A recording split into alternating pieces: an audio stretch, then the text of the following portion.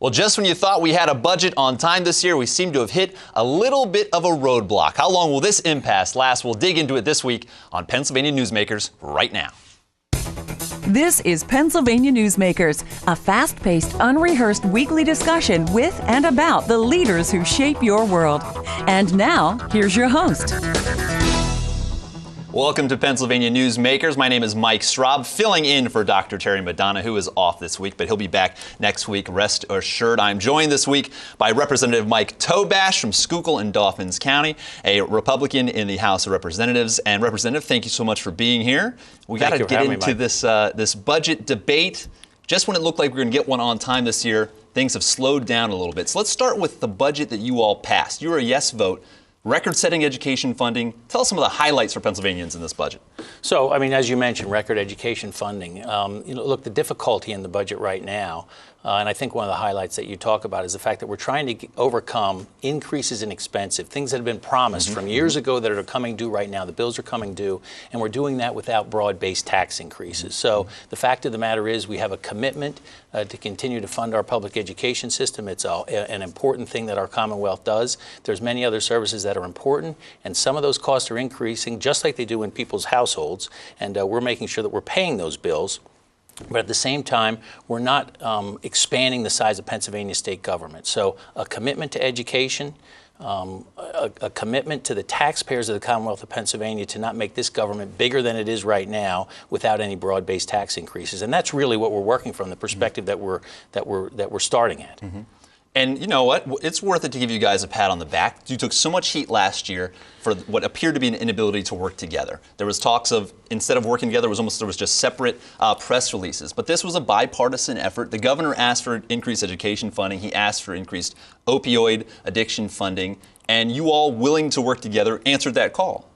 So, and look, this opioid crisis that you're talking about is prevalent throughout the Commonwealth of Pennsylvania. It's something that government needs to focus on. It's something that we really need to work on before it gets out of hand and before it continues to get out of hand. But as we mentioned before, this public education commitment is important for the future of the Commonwealth. I'm a strong supporter of public education, and it's one of the things that we need to continue to highlight. When I talk about that, we talk about it from the reference point, and everything's relative.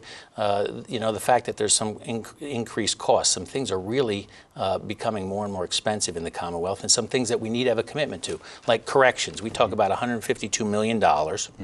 More in correction spending than we had last year. Wow. But it's something that is important to the Commonwealth. Human resources, human services, welfare spending. Look, everybody is concerned about the amount that we're spending on our welfare and human services programs, and we're working very hard to get a grip on that. But much of that money goes to senior programs like Medicaid, and it's important that we fund those programs. The increase in cost there is about $485 million. And then we get into a topic that I've spent a lot of time talking about, and that's the increase in our retirement and retiree costs. And that's an additional $495 million in this budget. So it's a huge increase over last year, and it's an increase that we continue to try and get a grip on. For years, the conversation has been, and was really, that Pennsylvania state government was kicking that can down the road, and we are focused on making the payments as they're coming due and making sure that we're no longer paying interest, but we're paying interest and principal to get out from under this massive debt. We talk about the massive debt. We talk about the costs growing. That leads us to the question. You got this budget passed on time, ahead of that deadline, but the governor said, I'm not going to sign it until I see how you're going to pay for it. He wanted to see the spending plan. You guys talk about incurring all these costs. How are we going to fund that money? Where's the money going to come from? And why hasn't it happened on time yet? Well, so there is some discussions. I mean, there's some debate about the spending part. And we talk about this right now, and it's being highlighted, backwards budgeting. I mean, when you talk about a small business, a large business, or a household, I mean, you take a look at what your revenue is, what your expected income is, and then you figure out how you're going to spend that money. Well, in the state of Pennsylvania, for far too long, we've been taking a look at the expenses that are coming online and what they are, and then behind that, we're figuring out how we're going to pay for them. So I think the fact that we're in a budget crunch right now, and we have been for a number of years, has got us focusing and being a little bit more disciplined on the fact that we have to take a look at what our fixed costs are, what variable costs are, and what our current tax structure will net, and then work back into where we should spend or allocate those dollars. So we're working on that right now. Now, when we talk about these things that have come due, that are requirements, like this increase in retiree payments, there's no question about it. We owe the bill. Now, where are we going to be able to collect the money? And there's a host of things that we're taking a look at right now, and that's the part of this budget that has not been finally settled on. So there's some things that have been on the table, and you know, when you talk about the spirit of cooperation, I'm happy to say that we have unshackled liquor sales in the Commonwealth of Pennsylvania. Even if it's only marginally, consumers expect more convenience, and we passed a bill, and the governor has enacted the bill that says that going forward that consumers will be able to buy some wine in grocery stores. So that will net us about $150 million. We've taken a look at some other revenue that's been on the table, like some gaming money. Now, in Pennsylvania, I know that we've got a pretty robust gaming sector, but there's some things that are occurring, like internet gaming, that we should be regulating, and we should be collecting some money from that and not letting it leak out of the state. So we're taking a look at that. There's some things that we've also tried to do, and that would be video gaming terminals in local clubs and establishments. That didn't get across the finish line. So some of these things need to be worked out. We're certainly close, we're cooperating, but there is a disparity between expenses and revenue, and we're trying to finalize that. Just to quickly wrap this up, so many folks I think go, here we go again, another 9 months. You think that this is not going to go that long? We're just arguing over a few dollars here and there. This will get done soon? So if there's anything that I hope we learned in the last budget cycle, is that certainly a huge delay in the budget process is not good for anybody in the state of Pennsylvania. It doesn't increase revenue at a time when revenues are really restricted. So there's no reason for us to go over that period of time. Nothing like we did in the last session, but we really do have to get to work here. We've got a couple of days left before the governor has to make a tough decision whether or not he's going to veto the entire budget or start to do some blue lining. And we've got to get that revenue piece put in place. But as we do that, I'm certain that the will and this cooperation that we see right now is to get this done as quickly as possible without broad-based tax increases to Pennsylvanians. Thank you so much, Representative. Representative Tobash, also a major leader in the cooperation leading to some pension reforms. We'll dig into that when Pennsylvania Newsmakers continues. This broadcast of Pennsylvania Newsmakers is presented by the Pennsylvania Chamber of Business and Industry, now celebrating 100 years as the statewide voice of business, and by the Pennsylvania State Education Association and Partners for Public Education, bringing the power of a great education to our schools, our students, and our communities.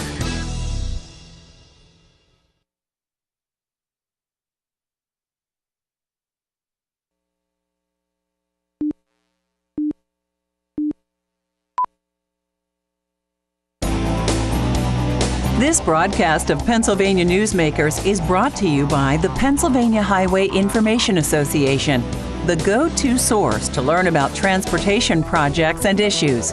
Please visit pahighwayinfo.org. And by the Pennsylvania Manufacturers Association.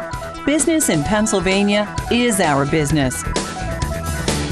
Welcome back to Pennsylvania Newsmakers. Mike Straub filling in for Dr. Terry Madonna this week, joined once again by Representative Mike Tobash, Representatives Schuylkill and Dauphin counties. Thanks for being here. Thank you. Now, the state faces this massive pension hole, $50 billion over a certain amount of time. It's something that we hear talked about so often, but you led the way for some historic pension reform just recently that passed the House, right? Fill us in on what happened. Yeah, so it was a bipartisan effort. I think it was 136 votes. There's 203 members in the House, so it was a good majority of people that voted for this reform. And really what it does, Mike, is it shrinks down the thing that we've been unable to manage, okay? The pension system that has got us in this 50, 60, some people calculate $70 billion worth of debt, and it introduces what has been introduced in the private sector for decades, and that's a 401k type plan.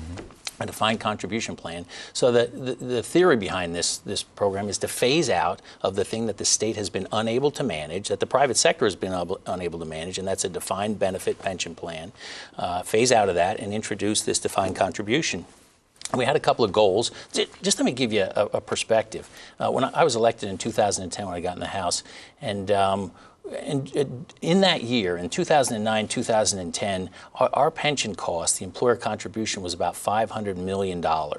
It's a lot of money, $500 million. Since that time, in the year 2013-14, it had increased to 15% of payroll. This year it will be more than 30% of payroll. And when it caps out in the year 2018-19, the estimate will be about $4.5 billion. So from $500 million to $4.5 billion over that period of time. That is one of the reasons that passing these budgets has been so difficult. So.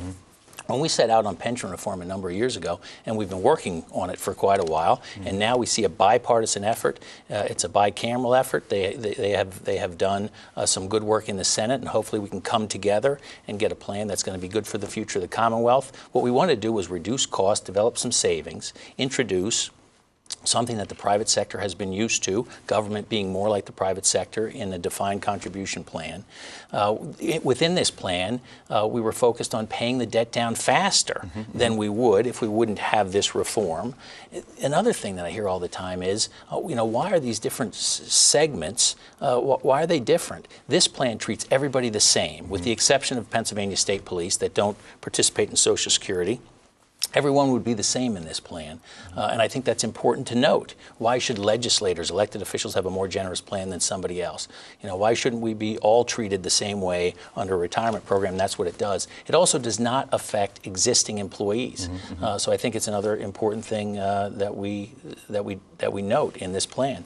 And I think what it really does is it bodes well for the future of public education. This cost 30% of payroll. I'll give you another point for relativity. In the private sector, employers spend about 2.7% on retirement benefits. In the year 2016, the payment that we will make is in excess of 30% of payroll to retiree benefits, and that's just crushing our public education system. So. To get this right, to get a modern plan for a modern workforce, paying people at the time of service, not asking them to take a big chunk of their income and investing it into a plan that is $50 billion indebted, will be good for existing teachers and future teachers and our public education system. So in our office, we spend a lot of time focusing on education and connecting job creators and educators. And I think that if we can get this right, connecting job creators, educators, and government, the future of Pennsylvania will be bright, but this is certainly an impediment.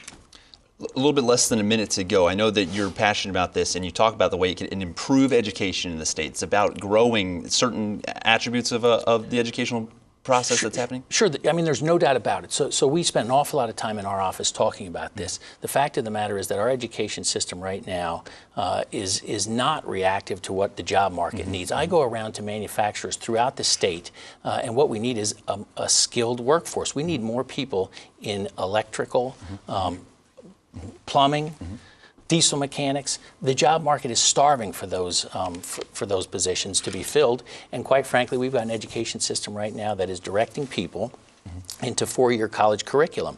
We have to make sure that we are patting on the back a workforce that is skilled and applicable to what job creators are looking for. And the more we bolster that, I think the more the future of Pennsylvania is going to be bright. So we're spending an awful lot of time talking about that. That connection is really imperative to moving forward. And getting this pension debt under control will enable us to focus on what the market really needs as far as education goes. Very good. We have to end it right there. Thank you so much for being here, Mr. Representative Tobash. Thanks again for being here, and we look forward to the next steps in that process, and we'll keep an eye on that budget and, of course, the pensions. Thank you so much, Mike. Absolutely. Coming up, John Micek from PennLive is here to break down his thoughts on the budget.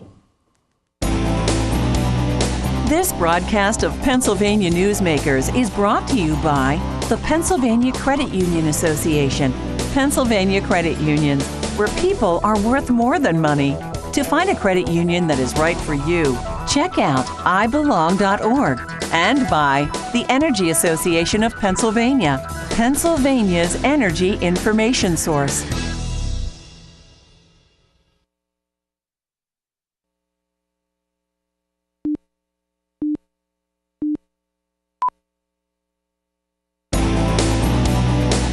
This broadcast of Pennsylvania Newsmakers is presented by the Hospital and Health System Association of Pennsylvania, working towards a healthy Pennsylvania, and by the Pennsylvania Coal Alliance, representing companies involved in America's most affordable, reliable energy source. To learn more, visit betterwithcoal.com. It's July and we don't have a budget. Are we headed for another big, long, nasty impasse? I am Mike Straub, filling in this week on Newsmakers for Dr. Terry Madonna. And joining us now, John Micek, the editorial editor of PennLive.com. John, you follow these things every year. Great to see you. Thanks for being with us. No sweat. Thanks for having me.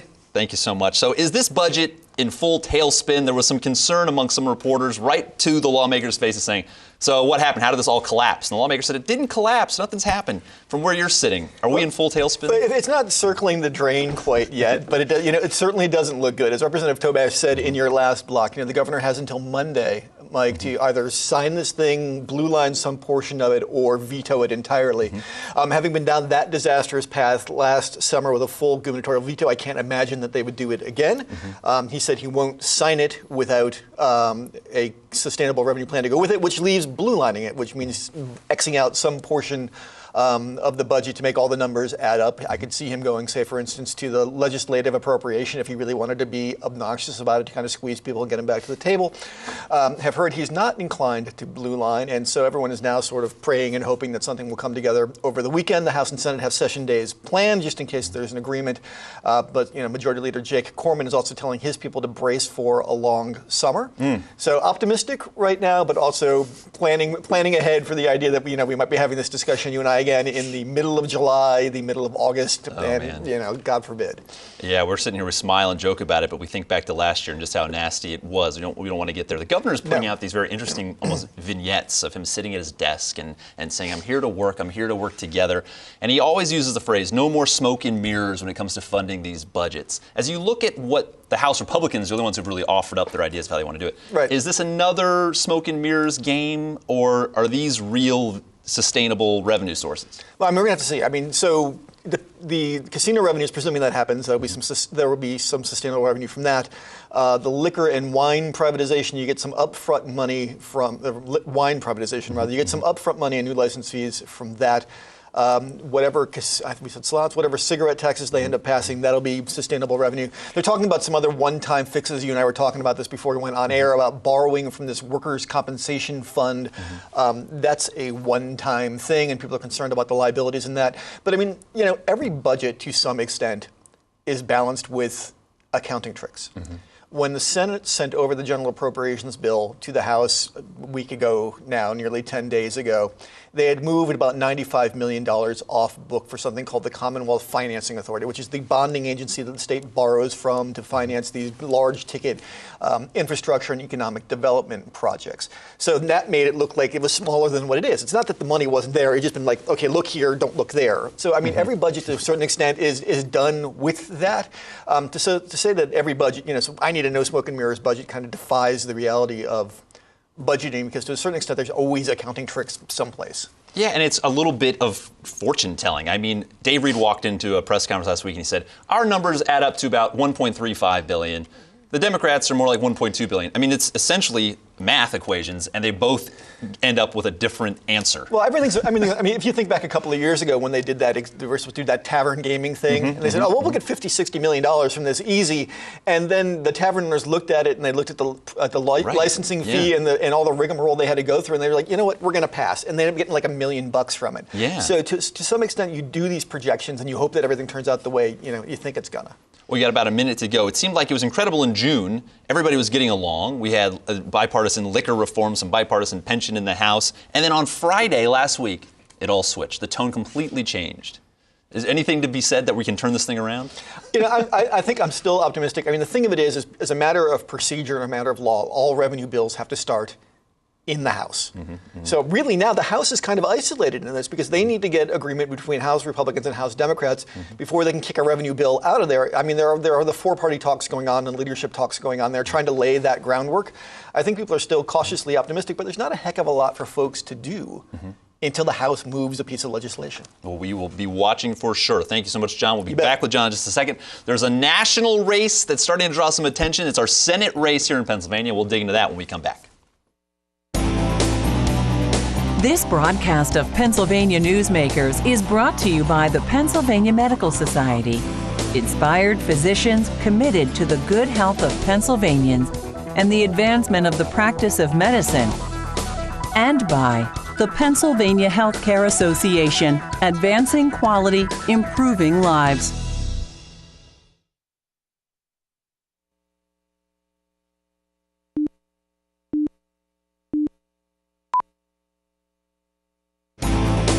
This broadcast of Pennsylvania Newsmakers is brought to you by the Pennsylvania Business Council and by the Pennsylvania Business Council Education Foundation.